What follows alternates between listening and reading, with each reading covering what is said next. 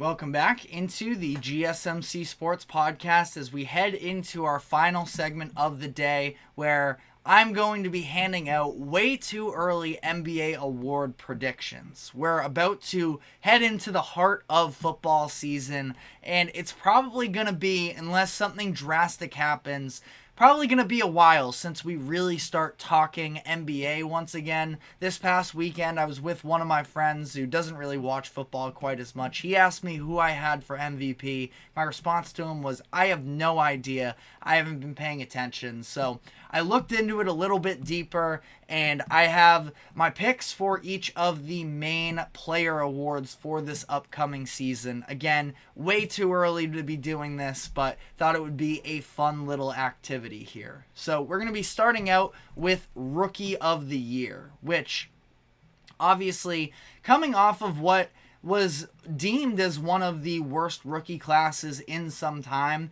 I do think that there is a pretty good amount of potential with a couple of these players in particular. Not potential in the superstar light, but potential in terms of these could be real rotation players early on in their careers. So looking across the board here, Zach Edey is the favorite headed into the season at plus 600. The fact that there really aren't all that many centers that are going to be taking up playing time from Edey in Memphis definitely opens the door from him. Number 2 in odds is Reed Sheppard of the Houston Rockets. He is plus 700. And Zachary Risachet, the number 1 overall pick, at plus 750. Alexander Sarr, by the way, number 2 overall selection, he comes in right behind there at plus 900. And ultimately, again, way too early here, thinking about fits and everything. I worry a little bit about my pick here because of the amount of touches that he may be able to receive this upcoming season in an offense with a lot of different prominent players. I do have Reed Sheppard winning the Rookie of the Year. Again, I understand Jalen Green, Fred VanVleet. There's a lot of players that already do a lot with the ball in their hands, but that's why I think Reed Sheppard is going to be able to make a name for himself this year, because he's somebody that I view as a player who can create for himself with the ball, or he can create without the ball. And mainly by that, it's just finding open space and being one of the best three-point shooters in college basketball that I expect is going to translate into the NBA. We saw how skilled he was during the summer league when he actually had more opportunities to play a little bit more lead ball handler. I think it's going to be limited, but I also feel like coming off of the bench probably to start the season at least, he is going to have opportunities to show out for himself while also being flexible enough to potentially take up some minutes with the starters as well. So Reed Sheppard is my pick here. Somebody else I definitely gave consideration to as well. Stephon Castle, plus 1,000 odds with the San Antonio Spurs. I think that he, especially with this Spurs team that doesn't have all too many ball handlers, Stephon Castle, he's still hoping to develop as a point guard, but he's going to have opportunities. All eyes are going to be on the Spurs to look at how they're able to build around Victor Wembanyama. I think Castle will have some choices, and then another long shot as well. Modest Buzelis on a Bulls team that is rebuilding. I think he's going to get a chance to flash some of his potential as well. Now looking at Defensive Player of the Year. Top 3 in odds.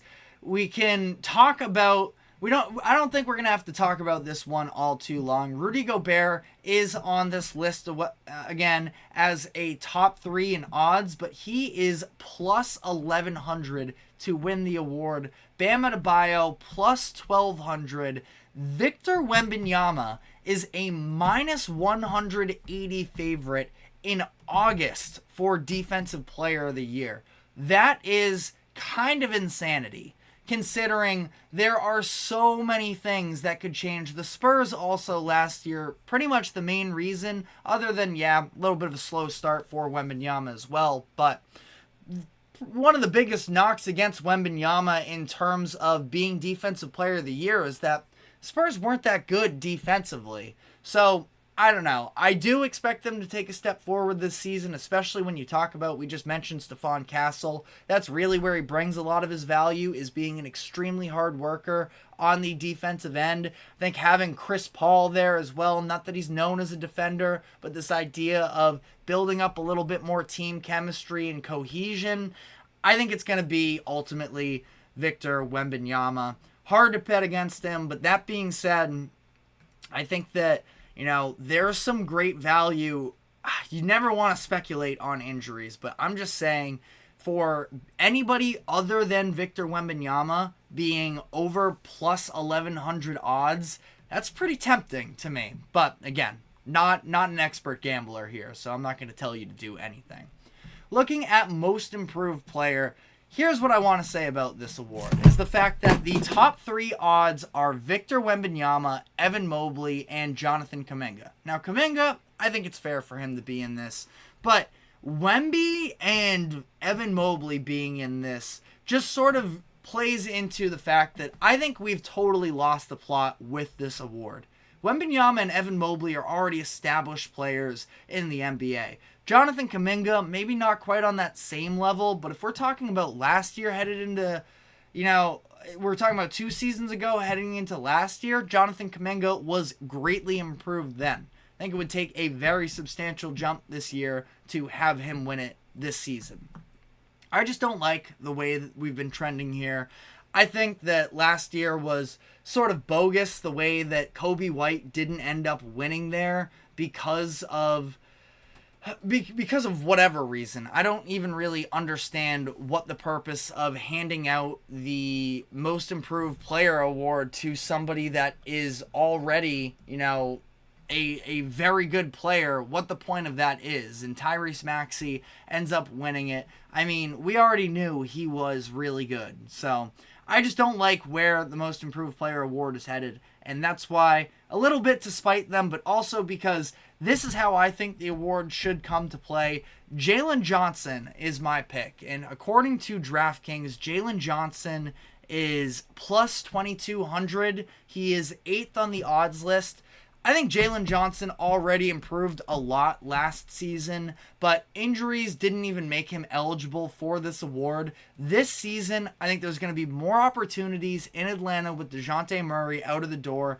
Trae Young could definitely just sort of take over and have it be the Trae show. Would not be surprised whatsoever, but I think Jalen Johnson's going to get his chances. The Hawks aren't going to be a great team, and he's going to take a big jump in scoring as long as he's fully healthy. So that's my pick for most improved player, is Jalen Johnson. 6th man of the year. Looking across the board here, again, I think that this was another pick last year that I think was robbed a little bit. Naz Reid was able to steal it from Malik Monk because of the fact that Monk ended up getting hurt down the stretch of the season, but Naz Reid, on the other hand, ended up getting a bigger role because of the fact that Karl Anthony Towns was hurt, and that is ultimately where he was able to steal the show there. Malik Monk is the favorite for this award, and that's where I'm going in this direction. I think that he has an elite ability now to be still the athletic, good shooting player that can be a little bit more of a role player when he needs to. But that being said, that's more so when he's playing with the starters. Coming off the bench, he has greatly improved ball handling and playmaking to the point where, again, I think he was robbed a little bit last season. I love me some Naz Reid as well, so it's not like I'm offended or anything by that pick, but I think this is the time for Malik Monk to take advantage. One other long shot, though, that I would also keep in the back of my mind is Dante DiVincenzo at plus 1,200 with a little bit of Knicks media bias. I think that he is going to be more, and with the addition of Mikal Bridges as well, more definitively off of the bench, having his role in particular, I think he could shine there. So I do have Malik Monk. Dante DiVincenzo at plus 1,200 is a little bit interesting. And then finally, most valuable player. Look at the top 3 guys in odds. You're looking at the top 3 finalists for last season. Jokic plus 350 as the favorite, Luka Doncic plus 370, and Shai Gilgeous-Alexander plus 600. All of them obviously are going to probably be all NBA first team players once again, and I think that they are all very interesting across the board. I am going to say this though. I feel like Jokic at this point, the voters' fatigue is really going to catch up to him. 3 MVPs in 4 years. I hate the idea of voters' fatigue, but it's also kind of the way it goes. The Nuggets, I think, could struggle at times during the regular season. When it comes to the playoffs, there's nobody I'm taking over Jokic, but I could see them dropping in the standings slightly to the point where it opens up the door for somebody else. The Mavs and Luka, I think that the Mavs are going to struggle a little bit more in the regular season than people are anticipating. They were on a heater from the trade deadline on last year and through the playoffs. A bit of a surprise run there. Everybody was talking about them as a dark horse, to be fair. But that being said, the Mavericks are a very fun team. I don't see them being a top 3 regular season team in the West this year. And I just never really took them all that serious as a threat to the Celtics. Now, maybe that's more so about the Celtics being as good as they were, but I think the Mavericks got a bit of an excessive amount of love in terms of how good of a team they actually are. They're very fun. I'm definitely going to be tuning into their games, and they're going to probably be, one of the top teams in the Western Conference, but and Luka's stats are always obviously going to be good enough to have him in consideration. I think that Luka is a pretty good option here. Team success, though, is where I think he's going to get dinged. Shai Gilgeous-Alexander, also another great candidate for this award. The Thunder were the 1 seed last season. They have a chance to, pull off a similar type of team success season, but I'm actually going outside of the top 3. We know this award is about narratives, and I think sort of everybody has decided to write off the Milwaukee Bucks, and this is where I think Giannis is going to come back with a full season, second year with Damian Lillard. Doc Rivers from the jump as the head coach. Doc Rivers, every time he talks to the media, especially when I've listened to him on the Bill Simmons podcast, he can't stop raving about Giannis's playmaking as well. And I think he's going to have even more so of an enhanced role this upcoming season. I think that they were really struggling to figure out the gelling between Damian Lillard and Giannis Antetokounmpo. That this year they are going to sort of lean more so into Giannis and have Dame still take over individual moments, but not try and play through him quite as much as they did last year. Giannis, I think, is going to have an excellent opportunity this upcoming season. Again, everybody's off of the Bucks. I think they have a real chance to be a top 2 seed in the Eastern Conference, and ultimately, that's where my pick is at plus 650. Some other candidates here, you have Embiid at plus 600, Anthony Edwards at plus 1200 is a little bit interesting, and Jason Tatum, especially considering how much slander and all of the messiness of this offseason against Jason Tatum, that he's going to be fired up. I just ultimately think that the Celtics have too much talent and that he's not going to be able to have the counting stats to make it work there. But I have Giannis here. Let me know what your thoughts are on these picks. Again, I understand way too early for these, but just a little bit of a fun exercise to run through. But that is all the time we have for today. Thank you very much for tuning into the GSMC Sports Podcast. Thank you to the GSMC Sports Network for allowing us to host this show. Remember to like, follow, subscribe wherever you keep up with us. Be sure to check us out on social media as well for more exclusive short content. And we will be back tomorrow afternoon, same time as always, at 2 o'clock p.m. Eastern. Enjoy your college football tonight, and we will see you then. Take care.